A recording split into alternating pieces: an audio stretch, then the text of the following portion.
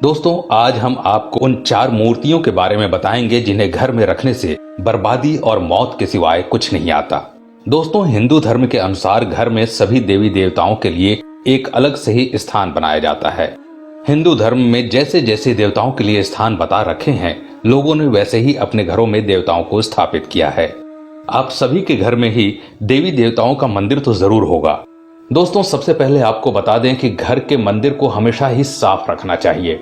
दोस्तों, मंदिर में किसी भी तरह की खंडित मूर्ति आप ना रखें। आज हम 4 ऐसे देवी देवताओं के बारे में बताएंगे जिनकी पूजा घर पर नहीं होनी चाहिए।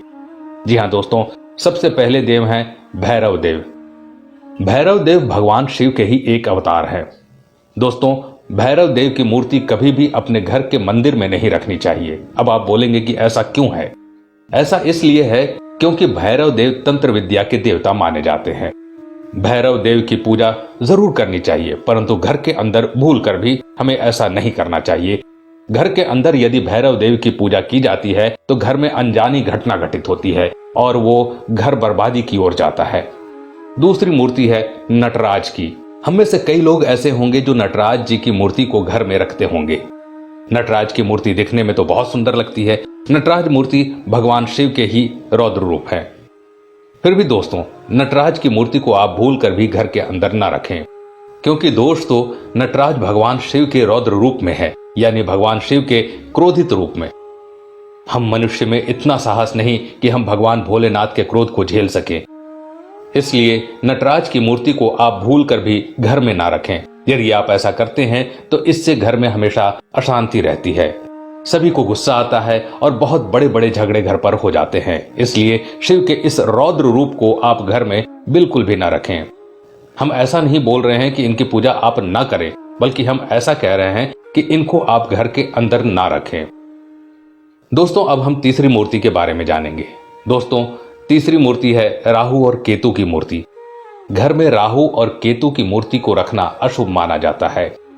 ज्योतिष के अनुसार शनि, राहु और केतु को अति क्रियाशील ग्रह माना गया है। हालांकि शनि न्याय के देवता माने जाते हैं, लेकिन राहु और केतु पापी ग्रह है। यदि आप इन तीनों की पूजा घर में करने की सोच रहे हैं तो आप अपने घर में अशांति को निमंत्रण दे रहे हैं। इनकी पूजा से कष्ट तो दूर होता है, परंतु वास्तु के अनुसार घर में इनकी पूजा करने की मनाही है। हाँ, घर के बाहर आप इनकी पूजा कर सकते हैं, पर घर के अंदर इनकी पूजा करने से तमोगुण आता है। तमोगुण यानी कि राक्षसी गुण। घर में इससे अनहोनी घटना होने लगती है। ऐसी अनहोनी घटना होने लगती है जो कि हमारे जीवन को अस्त व्यस्त कर देती है और हमारा हर कार्य बनता बनता बिगड़ना शुरू हो जाता है। इसलिए इस बात का आपको विशेष ध्यान रखना है कि राहु और केतु की मूर्ति को आप घर पर ना रखें, और इसके साथ ही शनिदेव की मूर्ति भी। हाँ, आप बाहर इनकी पूजा कर सकते हैं। दोस्तों, अब हम बात करते हैं चौथी मूर्ति की।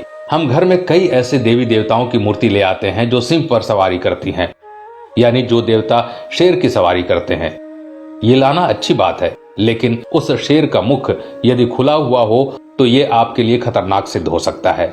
सिंह की सवारी किए हुए देवता की मूर्ति आप घर में जरूर लेकर आएं, परंतु शेर उस मूर्ति या तस्वीर पर शांत होना चाहिए।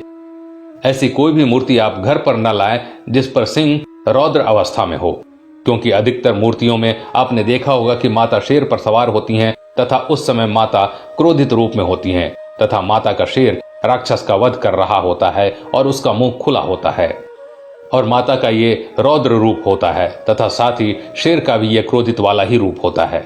ऐसी मूर्तियां घर में अशांति और घर का हर कार्य बिगाड़ने वाली होती हैं, क्योंकि हम इंसान हैं और देवता के क्रोध को हम नहीं जीत सकते। तो दोस्तों, इन बातों का आपको विशेष ध्यान रखना है जब आप घर में भगवान की मूर्ति लाने की सोच रहे हों, क्योंकि घर में केवल मंदिर ही एक ऐसी जगह होती है जो पूरे घर में शुभता का वातावरण उत्पन्न करती है। और ऐसे में यदि हम उस शुभ स्थान को ही अशुभ कर देते हैं तो उस दिन से ही हमारी बर्बादी आरंभ हो जाती है। दोस्तों, आज के लिए बस इतना ही। अगर वीडियो पसंद आया तो लाइक करिएगा और ऐसे ही वीडियो देखने के लिए हमारे पेज को फॉलो जरूर करें। धन्यवाद।